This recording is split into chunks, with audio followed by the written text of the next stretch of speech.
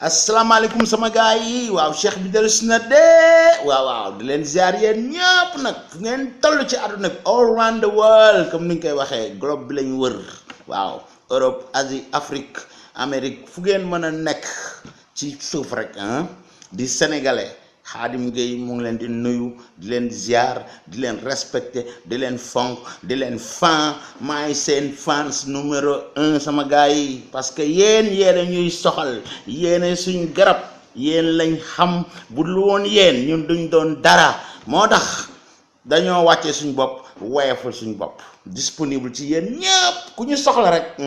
waxal ak ñun ñu wuyu la tontu la respecté la di la fan foo mën a toll. tey nag ñëw nañ tey la samedi ok xam nga fan yi dama leen waxoon am naa jot moo tax démb gis ngeen vidéo bi ma def ci Bamba Day ba xam naa ñu bare ci yéen gisuñu ko parce que vendredi duñu woon xaar ma dugal vidéo mais gis naa ne am na ñu ko seetaan mais ku ko seetaanul même ci fin wu vidéo bii may def nii tey danaa leen ko fi defal boo xam ne démb ci ngoon lañ ko dugal tu vois da ngeen ko gis après fii bu ngeen ci bësee rek di ngeen seetaan Bamba Day ba vrai Bamba Day ba laa leen wax nag léegi nga xam ne mooy bis sëñ Touba bañ ko tuddee ca Amérique New York gars yi di ko célébrer le 28 juillet bu nekk wan naa leen ko gis ngeen xasida ya gis ngeen gars yi niñ fogaroo niñ dëgëroo murit gi ak taalibe gi ak lépp lay jullit ñëw taxawal fa Sénégal waaw yeneen tarixa sax gis nga kenn ku nekk ñëw na ndeysaan boole ko def ko muy bisi boppam loolu mooy àdduna sëñ Touba loolu la fi nekk Mame Mor Mbacke loolu lay wër àdduna di ko jàngale waaw tey nag li ñu indi mooy xam naa ne bala may départ avant tout dama leen di wax rek bouton bu xonk bi quoi moom laa ne rouge bi ku ko bësal woon door ko ci bësal nga abonné fii pour dara bañ laa rëcc waaw surprise sax bu ñëwee da ngay yeewu rek fekk fa Khadim door na affaire bii nga dem xool nu mu demee seetaanal après nag nga wax ma loo ci xalaat quoi waaw wax ji moom nay wax ju rafet rek nañ koy teg ci yoon Khadim daal li mu bañ mooy kuy commenter ay vidéo fii naan da ngay saaga wala da ngaa ñàkk teggin wala da ngaa ñàkk kersa wala da ngaa réew ku ne dafa réew ci àdduna kenn gënuñoo réew waaye yar ak teraanga nag Sénégal la fekk baax ci lañ juddoo ci lañ yaroo te ci lañ fas yéene génn àdduna waaw dañoo bëgg bu ñuy wax mag di ñu dégg ndaw di ñu dégg kilifa diine di ñu dégg kilifa àdduna di ñu dégg ku bëgg lool nag dafa am nooy waxe voilà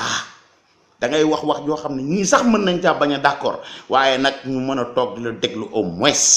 man moom ku ko deful man moom laay def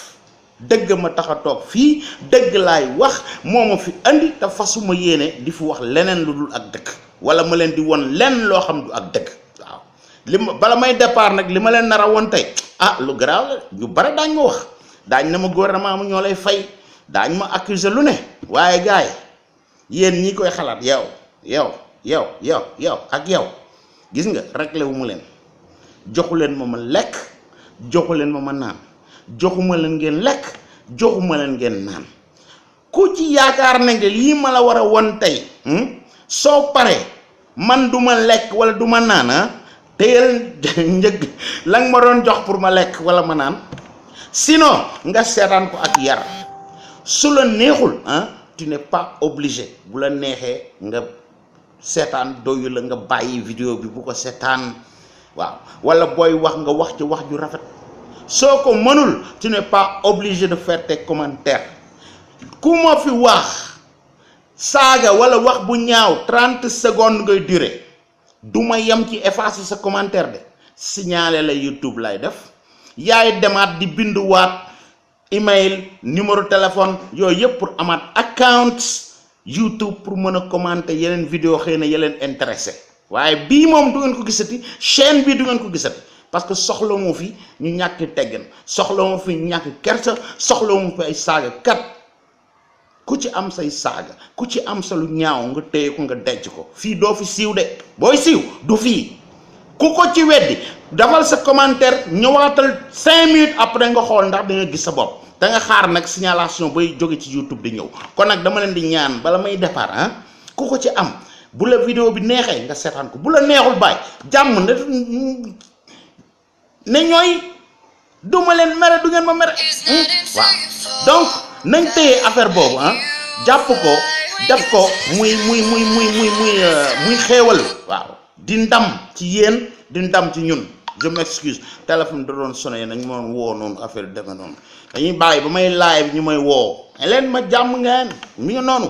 am naa temps mais après mais bu may live bu ma kenn woo ni live bu gars yi dama gis ñu koy kaas toujours da ngay nekk di wax sa fulaak sa fayda duñ toogoon bis bi yëpp woowuñu la nekk ba instant boobu fa lañ lay carré téléphone bi quoi jàmm ak salaam gars yi waaw. kon nag pour ñu dellusiwaat xaar leen ma fay téléphone bi sax nag mu gën a gaaw buñ fayee téléphone bi duñ ma déranger quoi di yàq sama liggéey tu vois pour rien waaw kooku moom amul benn njariñ waaw. donc di leen wax rek ne xam nga li gën mooy sutura ak teraanga dafa yomb jàmm dafa yomb. tey luy yee fitna moom lu koy dindi da koo gën donc nañ jàppante rek kuñ ci wax loo xam ne neexul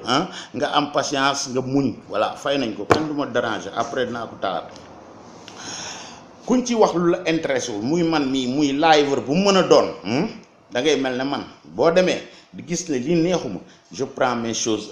takk li ma yor xam nga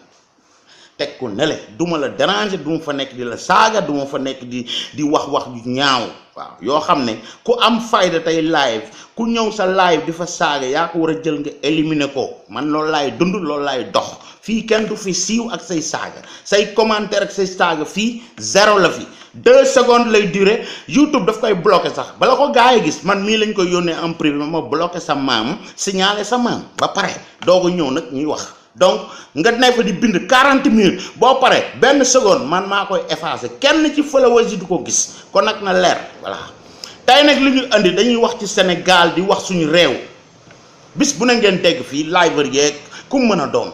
gouvernement bi deful lii Macky Sall deful laa lii ndox ma amu fa lii amu fa lale amu fa ay vérité selon vous man nag bu ma déggee ay wax coow li bari au lieu ma ñëw ànd ci groupe bi ne fi di yuuxu damay dem jël sama temps ma documenté wu andi leen nag lu wóor sinon du ma ci wax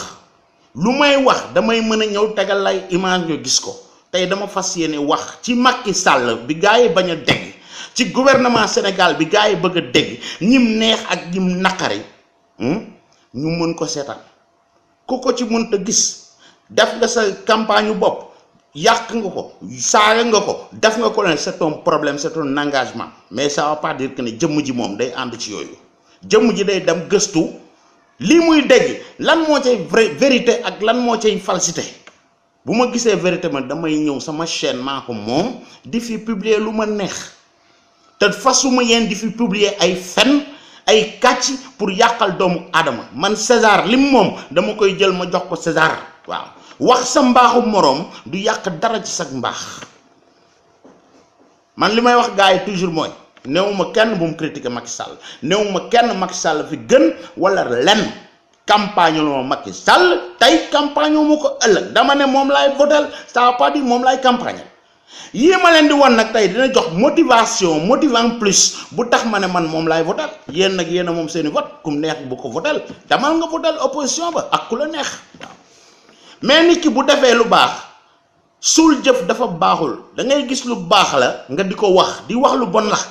waaye ñëw mu def lu baax nga suul ko génnee benn karaw ci legatu soow xam nga ne kooku doo ko dëggu man nag yooyu kenn du ma ci puus kenn du ma ci dugal aw ma ci xarit aw ma ci àndandoo samay vérité bopp laa yor yoo xam damay dem vérifier ko ñëw di leen ko won jant bi nag laa leen di tegal kum neexul ci yéen ni jant bi moo ngi nii gisuma ko lu ci sama yoon ku nangul dëgg du man maa la ci imposant mais am naa droit nag ñëw tegal lay image du ma ñëw fi naan la lii moo xalaatoon lii la leen di defal wala du leen defal laa si ay acte la yoo xam ne Sénégal boo nee cëpp tey fekk ko fa fi may départ nag mooy première image aéroport bu bees bii Blaise Diagne bii ñu bare wàccaguñ fa jëmm ji dafa wàcc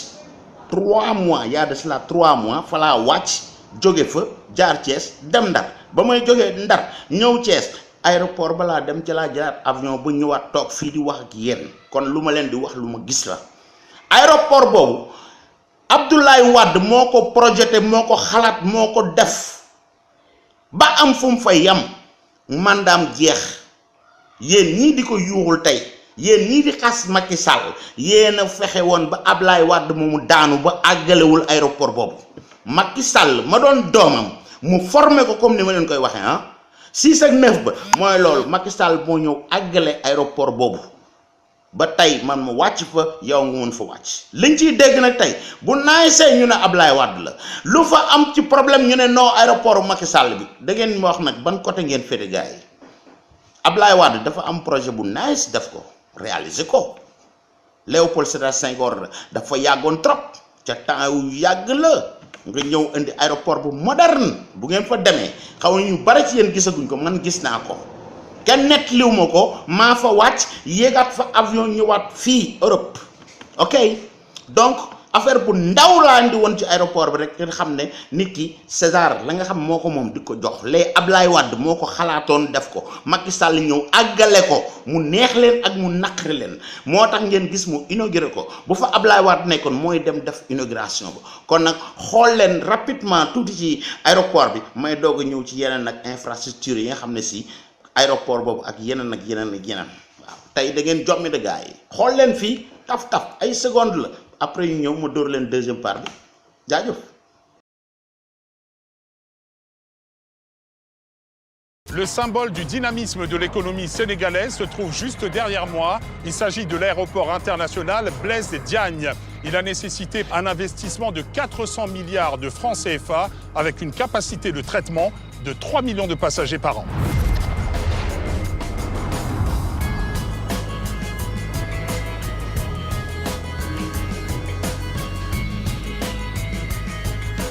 Il aura fallu 10 ans au Sénégal pour construire cet aéroport. Car l'objectif est ambitieux, en faire l'un des hubs les plus importants d'Afrique de l'Ouest. Pour comprendre comment le pays compte s'y prendre, j'ai rendez-vous avec le directeur de l'aéroport, tout en haut de la tour de contrôle. Abdoulaye Mbodj, bonjour. Bonjour. Quand vous contemplez le résultat aujourd'hui, qu'est-ce que vous vous dites? Magnifique. Aujourd'hui, comme vous pouvez le constater, nous sommes vraiment satisfaits du résultat. Pourquoi fallait-il un nouvel aéroport? D'abord, vous connaissez Dakar, 0,3% du territoire national, pratiquement 25% de la population, une presqu'île, Dakar étouffe. Il fallait sortir de Dakar. La seconde raison, c'est que également l'aéroport Léopold Sédar Senghor est aujourd'hui agressé. C'est un aéroport qui date depuis la coloniale, qui malheureusement tout autour a vu les habitations l'envahir, ce qui n'était plus en tout cas sûr. Quand on regarde autour de nous, on se rend compte qu'il y a encore vraiment pas mal d'espace à occuper, beaucoup de choses restent à faire. La vision a été immense, la vision a été énorme. La construction est faite de façon modulaire. Nous avons aujourd'hui 3 millions de passagers. Avec cet aérogare passager que vous voyez devant vous, sur 200 mètres.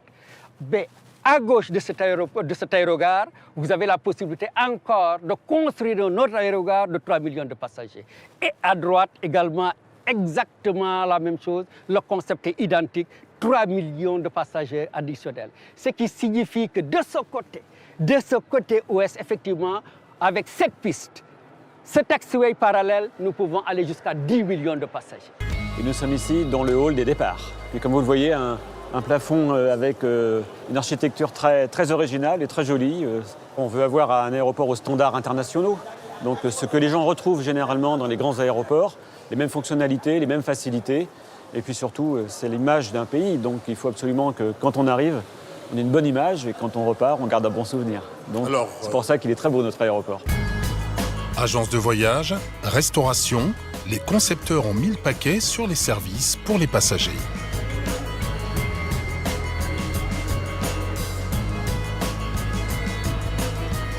Mais l'élément central, c'est le duty free, le passage obligé pour tous les voyageurs qui prennent un avion ici.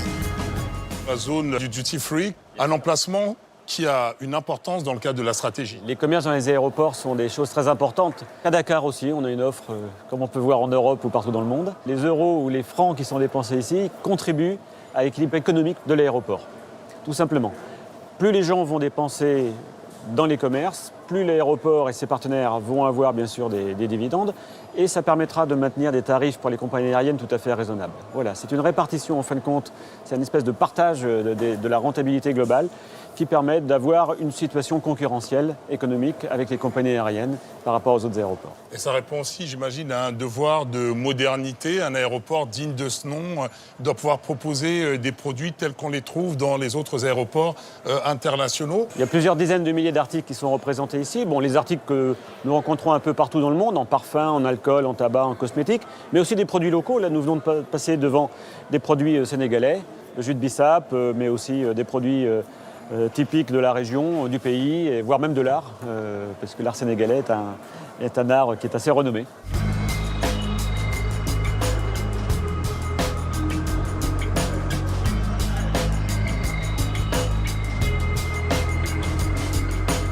Combien de compagnies aériennes, pour l'instant, sont ici, au sein de l'aéroport Blaise Diagne? On reçoit dans l'année à peu près 70 compagnies aériennes, mais 5 d'entre elles font 50% du trafic, de par leur régularité, la taille de leurs avions. Ce sont des gros porteurs, ce sont des avions long courrier. Ils arrivent d'Europe, ils arrivent des États-Unis. Et vous en avez accueilli de nouvelles depuis l'ouverture de l'aéroport? Tout à fait. Nous avons eu le plaisir d'accueillir une nouvelle compagnie le lendemain de l'ouverture de l'aéroport, c'est-à-dire le 8 décembre, la compagnie Camerco, une compagnie camerounaise. Et aujourd'hui, il y a quelques instants, nous avons eu le plaisir d'accueillir Air Peace, qui est une compagnie nigériane, la 3e compagnie nigériane qui nous dessert. Et c'est un grand bonheur d'accueillir une nouvelle compagnie et ses représentants. Comment on fait pour attirer de nouvelles compagnies aériennes dans un aéroport? Il faut travailler avec les compagnies aériennes pour pouvoir construire ce qu'on appelle un business case, c'est-à-dire quelque chose qui va pouvoir les intéresser, les convaincre. Les convaincre de venir à Dakar. Bon, bien sûr, il y a des trafics naturels, mais quelquefois, nous sommes obligés de travailler un petit peu pour voir quelle est l'attractivité du territoire, en termes de business, en termes de tourisme, en termes de conférences et d'exhibitions, puisque nous avons des centres de conférences à proximité. Et nous devons aussi avoir une politique tarifaire qui soit sympathique, de manière à ce que ces compagnies puissent trouver une rentabilité, évidemment, à venir nous rendre visite. ok sama gars yi moo ngi noonu de yéen a ko gis loolu Ablaye Wade ko commencé woon Macky Sall ñëw àggale ko xam nga kii moom Sénégal la honneur ci Sénégal la bu dee aéroport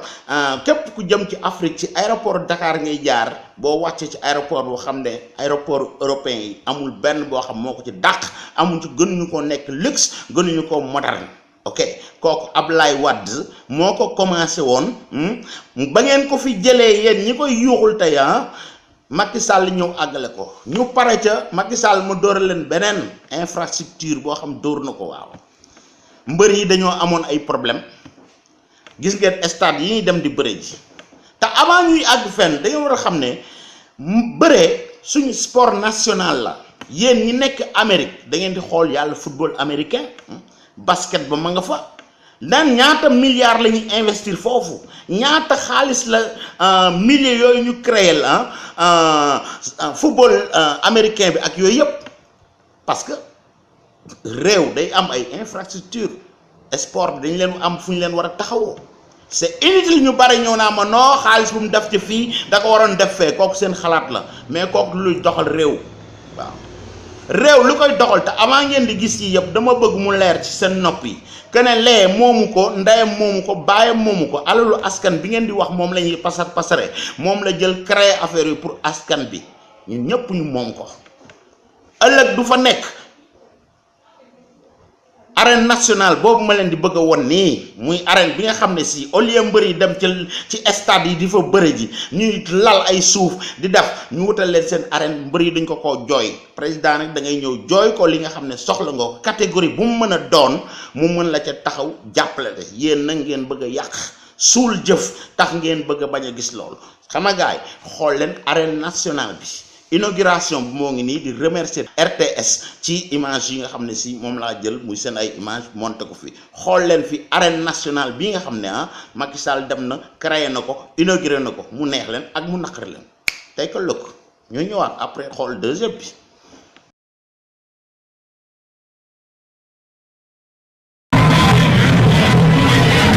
Modou mbir bi am na solo.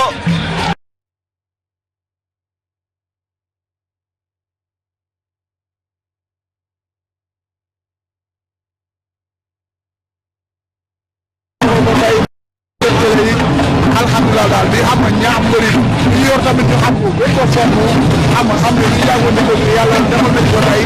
sant yàlla de am di remercier encore le président de la République. bon doo dem te doo ñu wax sa actualité forme bi combat yi di ñëw naka koy dundee. waaw ak gars yi de xam nga benn la muy am na combat bi rek si garam ñu nekk Balla Gaye ñu koy jàpp le 1er janvier incha allah di ñaan yàlla yóbbu ak jàmm ak salaam xam nga di lancer ñëpp tamit appel te jëf la nga dafa am benn at.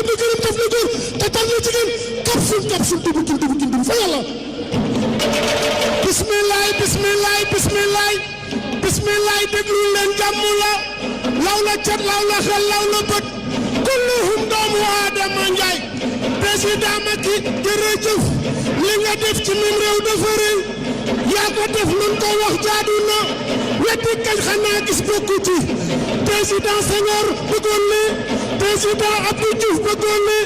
président Abdoulaye bëggoon lii président Macky Sall ko def ak lu lambu amuñu sa fay yàlla yokku la wér may la tal ñu fekke amiin yàlla buur yàlla nangu. Mesdames, Messieurs, le spectacle va prendre fin dans 5 minutes. Merci. Hey, Sirali Dia, Britannie,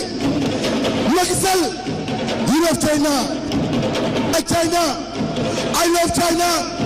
China, China, China, China. I love China. Macky Sall, you love Senegal. I love Senegal. You love China. I love China.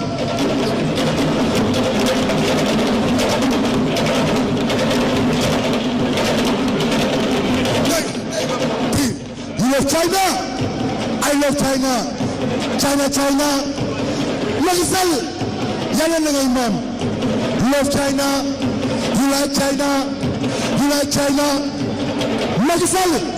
yàlla na ngay maam. China, China. Ni hao. Ni hao. Ni hao. Ni hao. Kole, kole. Look. I'm very happy. I'm very happy. Macky Sall, I'm very happy. I'm very happy. I miss you. I like you. Say you too. China, China. China, China. I love China. Love China. Like China. I'm very happy. China. À une démonstration, China. un combat de lutte. Après cette chorégraphie des lutteurs, Khadim combat bi diggante kan ak kan la. jërëjëf combat bi diggante Balla Beye numéro 2 la ak Rong Mbalax Boy Niang moo ko arbitré ndeysaan xam nga Boy Niang mooy ambassadeur u mbëri fi mu nii mën nañ wax ni 11h moins quart arbitre baa ngi wax ak ñaari mbëri Rong Mbalax moo ñu woon gannaaw Balla Beye woon ñu kanam arbitre bi mooy Boy Niang mi ngi seet ñaari mbëri ci kanam président Macky Sall ak première dame amul fuquraande yi way ñàkk yi lii président ci sa ay la amee ndeysaan waaw seet nañ ñaari mbëri daf leen di seet ndax diw wuñu waaw Rong Mbalax moo ñu woon gannaaw arbitre soufflé na Boy Niang ñaari mbëri yaa ngi leewaatoo demee nañu boor Balla Beye de Rong Mbalax Balla dem na Rong Mbalax Balla songoo nañ congam kaw songoo nañu congam kaw Balla fa xam ne mais demul ñaari mbër yaa ngi leewaatoo En direct. en direct ci télévision nationale RTS 1 tey ñaari Ibrahima laa am Ibrahima Jeeju Ibrahima Mbuub ñaari mbëri Rong Mbalax ndeysaan ñu ngi bëri ci kanam président Macky Sall gardien de la constitution waaw Rong Mbalax ak Balla Beye numéro 2 ñu ngi leewaatoo gis nga nag Baboy ñaari fausse garde lañu moo tax cong mi du yeex songoo nañu ñoom ñaar attention Boy Niang atte na combat bi Ibrahima gis nga combat bi nii la ci diggante ki nga xam ni mooy Rong Mbalax ak Balla Beye numéro 2 Boy Niang moo ko arbitré Boy Niang nag ci discipline am moo tax moom mooy ambassadeur lañ ko nommé ci taxawaayam ak pas-pasam li muy doon xale gis nga moom lañ tànn ci jubam ne ko nag arbitré combat bi ndeysaan waa kon Dame Dikoul Khadim Gadiara. Je voudrais juste préciser que le stade Dame Dikoul lamb moo daan. waaw lamb moo daan nii lañ ko bëggee woon parce que boo xoolee président Chine bi mu gisee lii dañ ko def répétition pendant 4 jours ñu jël image yi envoyé ko mu ne daf ko bëgg a seetaan 10 minutes la waroon durer mais gis nga mi ngi laaj le président Macky Sall mu ne bëgg na seetaan bàkk bëgg na seetaan bëre ñu jël ñaari champion yoo xam ne kii. ok sama gars yi waaw arène nationale bangoog de yéen a ko gis ngeen mbër yi nekk Sénégal yëpp yéen ñi ñëpp ay waa yow ay supporteru mbër ngeen. dama bëgg ngeen xam ne bëre mooy suñ sport national Sénégal ko moom lan mooy ndeyu nag duñ valoriser lamb ji ñiy kaas ñëpp naan xaalis bi muy yàq fii mbër yi dugg na fi génn te bu dimanche jotee ah Balla Gaye war a génn Eumeu Sène war a génn Tyson ku mën a doon Bombardier yéenay nekk fii Europe fi ngeen nekk Amérique fu ne amatu leen soxla fenn lu waay amoon da nga jàppoon da nga ko bàyyi pour mën a toog dimanche boobu seetaan làmb ji bàyyi leen seen naafeq ngeen nekkee Sénégal ña nga fa dañuy organiser wu ay Pikine ak ay Fass ak ñu ne waaw ngeen gis atmosphère bi am Sénégal bu ñaari mbër yu mag di war a bëre waaw kooku seen sport national la Macky Sall créé na leen arène nationale waaw yooyu du ngeen ko dégg ci laay bu gars yi de duñ ko wax jamais jëmm ji moom duñ ko dugal ci naafeq duñ ko wax loolu amul parce que ñee contre nañ damay ànd ak ñoom réglé wu ma leen seen problème la man lay dëgg ga laay wax yéen a ko gis sénégalais yi nee naa la jant bi nag laa leen tegal ku mu neex ci yéen nil jant bi gisuma ko sama yoon nekku ci waaye da nga ko gis kii du ay promesse c'est des faits kon nag arène nationale bi moo ngi noonu sama gars yi gis ngeen ko xool leen ko ba mu nice cool léegi nag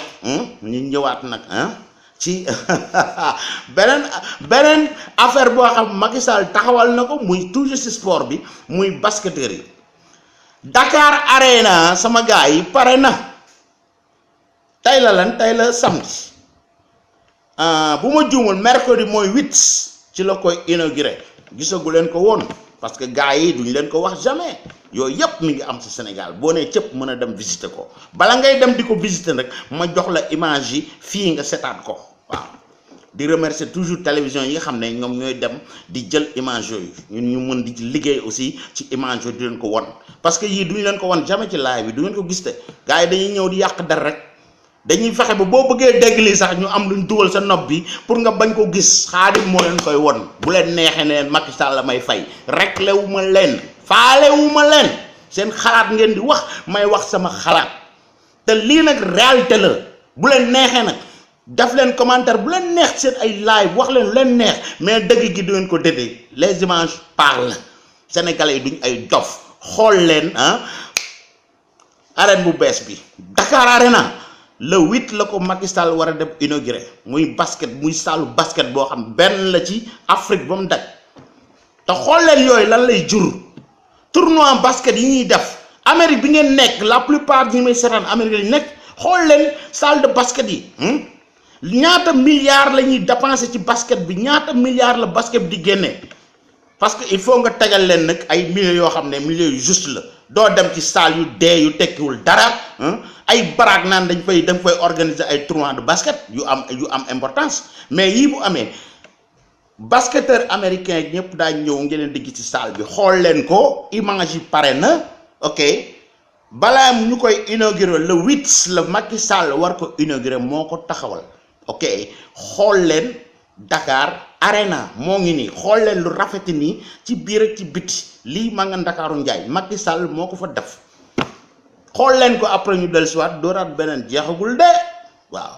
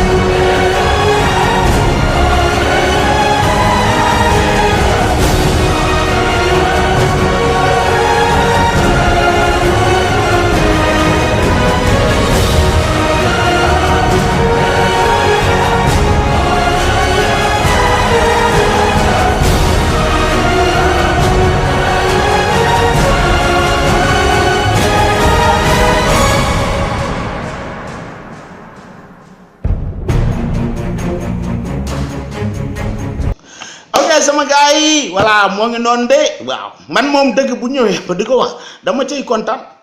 parce que kenn ku ne lii nga doon ñaan am na ñoo xam da leen di metti tey buñ tëddee duñ nelaw mais xam nga dañoo naafeq parce que lii seen réew la lii ñoom ñoo ko moom ñoom ñoo ngi xas Macky Sall sax ñoom moom lii mais ñi leen doon nëbb ne Macky Sall mu ngi def lii pour yàqal leen ngeen dégager ko comme noonu ñuy waxee qu'il dégage ñi yor seen ay pëndëx ak seen i poudre rek lu ne ñu inventé ko di ko teg lii mooy dëgg Macky Sall da leen di dóor te du wax looloo lay mooy problème bi du seen président boo xam day ñëw fii di teesante non les faits ñoom la Sénégalais yi soxla lii c'est des faits mën ngeen ne ma yii intéressé wuñu am na yenn problème mais problème yooyu daañu ci ñëw jeexul de parce que foofu lañ lay tontoo naan la ay arène ak national ak ay Dakar arena ak yoo ay basket intéressé wuñu kooku mooy bëggoo sa réew jëm kanam mais gis nga bu ma leen woon Dakar arena boobu tournoi yu bare yu basket en Afrique duñ am yenn salle yi Sénégal la ñuy ñëw def ko fa ça veut dire que ne daañ yokk tourisme ba kooku développement Sénégal développement réew ci yu mel noonu lañ koy xamee donc leen ko xool ci point bi nga xam ne mooy li arrangé Sénégal pas li ñu leen di nett li yéen di leen ko gëmloo waaw buñ jógee ci nag Dakar arena gis ngeen ko ni mu rafet gis ngeen ni mu nice gis ngeen luxe bi mu yor moderne au maximum Europe bii doo fi gis salle yu mel noonu kooku Sénégal la am ma ngi ci seen Ndakaaru Njaay gee lii du ay fen lii du ay promesse lii réalité la loo xam dafa taxaw boo demee ñu ubbil la butum nga dugg ok leer na léegi nag bu ñu sotee point boobu gis ngeen image yi wax nañ comprendre ngeen du ngeen ay dof jant bi laa leen di won rek ku bëgg xoolal ku bëggul neel gisoo ko sa problème la ñu ñëwaat ci benn bu bees pël muy mbirum permis de conduire yi ñu def ko yu électronique te lii du ay promesse image yi laa di wax ngeen teg ko ngeen gis ko ñi ko gisul woon ci yéen parce que ñu bare dañuy gumba la gisuñu yow dama leen koy won yéen ngeen juge yéen tamit waaw kii le président inauguré na ko ci fan yi dem leen ngeen xool kii ci àdduna laa la wax àdduna around the world ñaari réew ñoo ko ca benn ba Sénégal mooy deuxième bi voilà ci àdduna laa la wax ñaari réew Sénégal mooy ñaareel ba xool leen image yi xool leen ni ñu leen ko expliqué ngeen déglu man du ma commentaire ngeen déglu service bi nga xam ne réalisé nañ ko ci permis de conduire yeeg targu oto yu bees yi et tout ngeen gis ni sawaay di moderniser Ndakaaru Njaay xool leen image yi après ñu dellusiwaat kii lu bees pour la inauguration wu Macky Sall voilà yii du ngeen ko dégg jamais ñuy live di leen ko wax non dañ koy sakk Xaadim nag mooy génne dëgg gi na leen neex wala ñu xaru ji safuma ok xool leen image yi ñu dellusiwaat ma dooraat leen beneen daa ngeen jëf.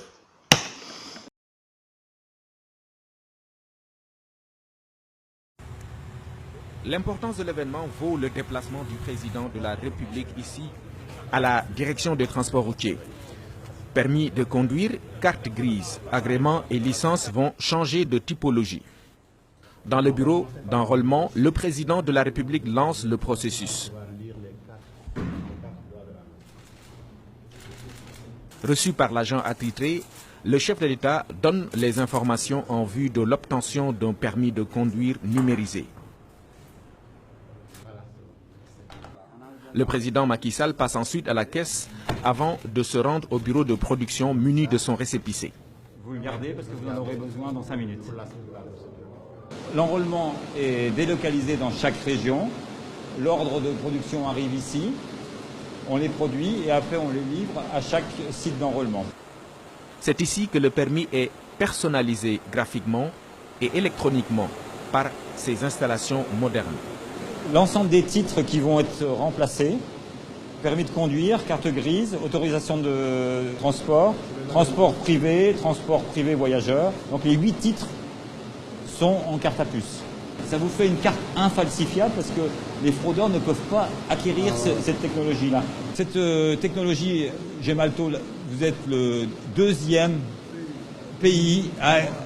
au monde à acquérir cette technologie-là. Le permis ainsi fabriqué passe au contrôle qualité. Données électriques et les données graphiques. Avant son expédition, sa réception et sa remise aux bénéficiaires. Le changement de système veut combattre la fraude dans la circulation des documents. Des changements sont ainsi en vue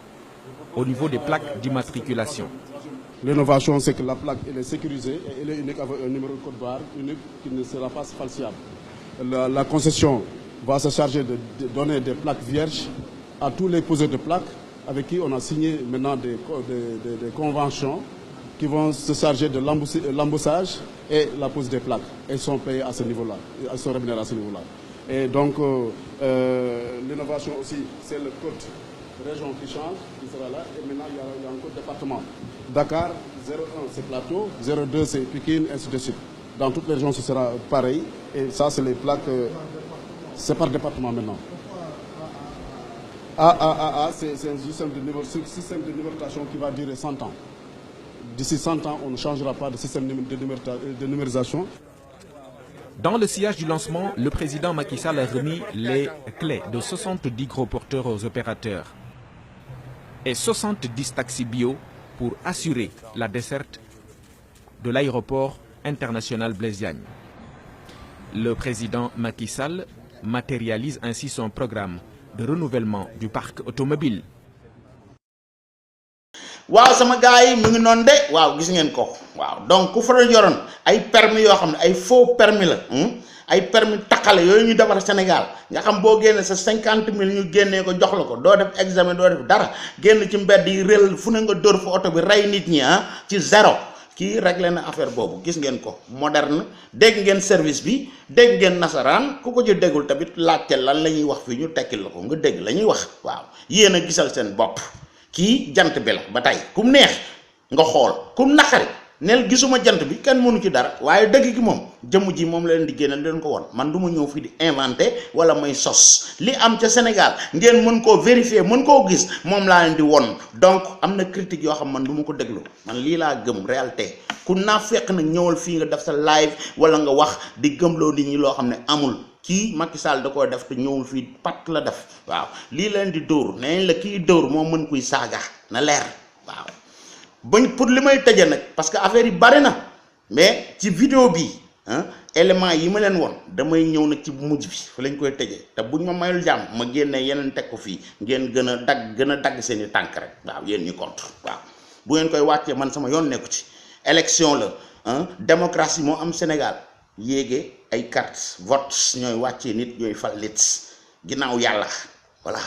du doomu aadama du yuuxu ci réseaux sociaux yi mooy wàccee wala mooy yéege dara jooju yoru leen ko man mi yoruma ko kon nag di leen wax dëgg te yàlla tax di leen ci xool seen bàmmeel suba bàmmeel xat na trop gars yi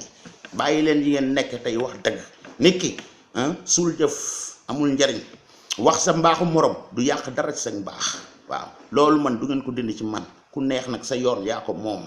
waaye man dëgg laa indi won ku ñëw di weddi lii ñëwal ak ay image pas ay parole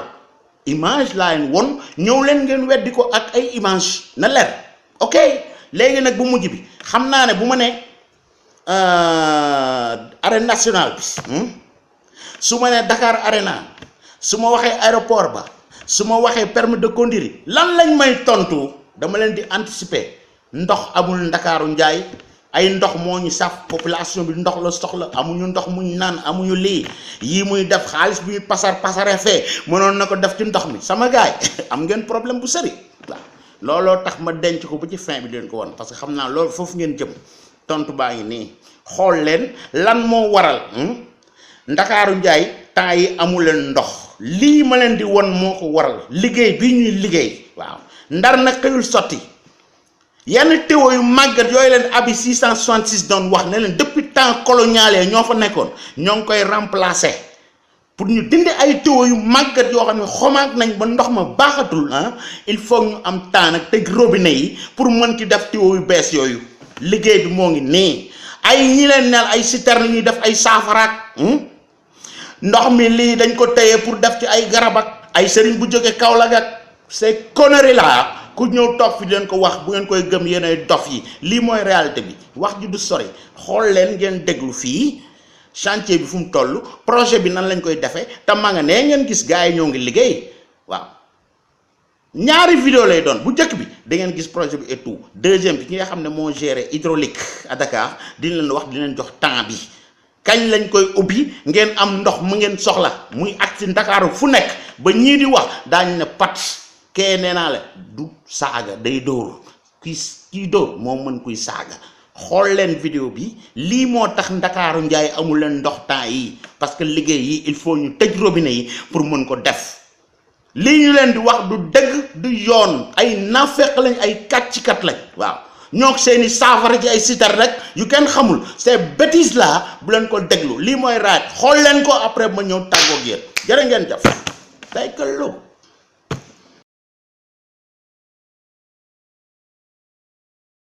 Alors, je me nomme Seydou Bouda, je suis l'administrateur pour le Sénégal au conseil d'administration du groupe de la Banque mondiale. Vous venez de visiter les chantiers de TACET que vous avez financés. Quelles sont vos impressions? Disons qu'on vient de visiter de grands travaux hydrauliques destinés à la desserte de la ville de Dakar. C'est ce qu'on a appelé le projet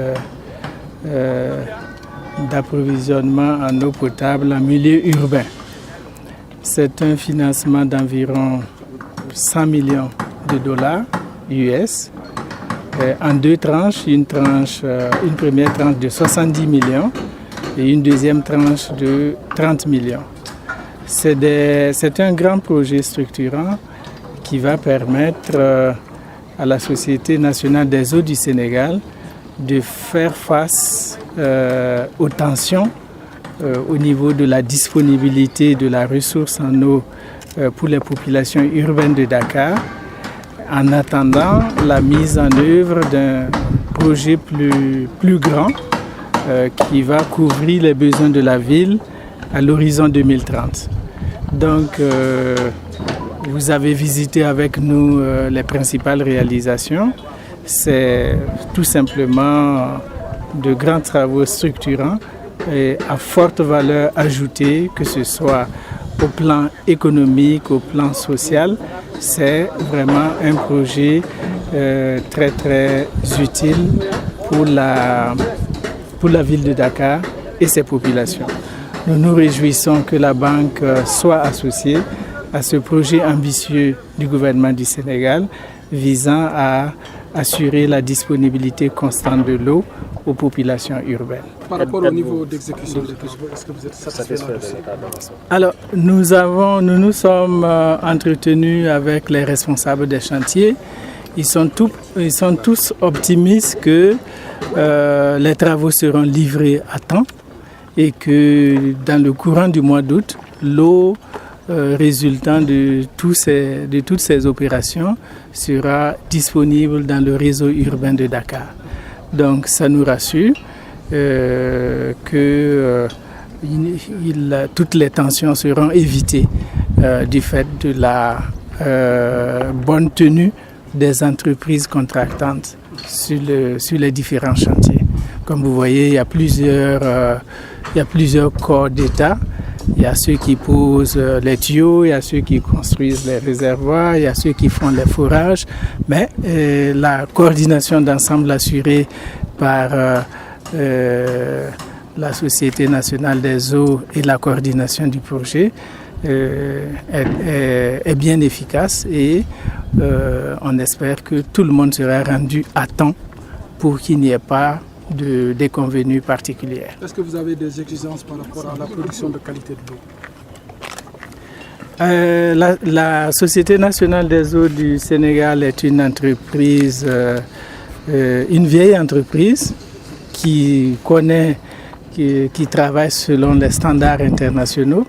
Donc nous n'avons aucun doute que tous les processus techniques de contrôle seront mis en œuvre pour que l'eau qui arrive au consommateur final soit tout simplement de standard international. Nous àndoon ak kenn ci kilifa yi nekk Banque mondiale ànd ak directeur général bu SONES ak équipe am yëpp ànd ak ay représentants ministère bi pour ñëw saytu liggéey bi nga xam ne bu am solo buñ fi financé. Financement bi nag mu ngi toll ci 100 millions de dollars donc boo koy xayma à peu près juróom fukki milliards ak juróom boo ko xaajee juróom-ñaar fukki xaaj yëpp ci téeméer bu nekk mi ngi jëm ci wàllu ndox mi nag ci Dakar la jëm parce que xam ngeen ne Dakar population bi dafa bëri liñ ci soxla ci ndox dafay gën di bëri des fois mu am ay jafe-jafe projet bi buñ ko financé dina mobiliser lu tolloog 30 000 mètres cubes d'eau par jour donc lu am solo la loo xam ne dafay dolliku actuellement ci li nga xam ne mooy ñëw ndox ci Dakar. donc dinañu permettre diggante 2018 ba 2020 jafe-jafe yi ndox yi Dakar di jànkuwanteel mu wàññeeku bu baax en attendant que projet bu mag bi ñuy wax Kër Momar Sarr 3 ak unité de dessalement bi pare entre 2021 et 2022 bu boobaa jafe-jafe ndox Dakar dina wàññeeku bu baax fii ba 2030 donc tey ñu ñëwoon gëstu liggéey bi pour xool fu mu toll te am nañ ci vraiment satisfaction bu baax parce que projet bi mi ngi war a jeex 2021 mais tey gis nañ ne liggéeyu forage yi pare na donc daanaka lépp benn forage rek moo ci des te forage boobu daanaka léegi ñu jot ndox mi tuyau bi nga waroon a jëlee ndox mi également ci forage yi indi ko ba fi ñu nekk ci réservoir yi daanaka lépp posé nañ ko ba pare actuellement ñu ngi def ay essais de pression donc fi ñu toll nii réservoir yi nga xam ne nag moom la ñu war a sol ndox mi pour yóbbu ko Dakar ci liggéey boobu lañ toll ñu ngi ko waroon a jeexal février 2019 maanaam at mii di ñëw mais tey am nañ information bu ñu neex maanaam avant même date boobu c'est-à-dire octobre 2018 bi liggéey bi dina pare donc vraiment mu nekk loo xam ne dal na xel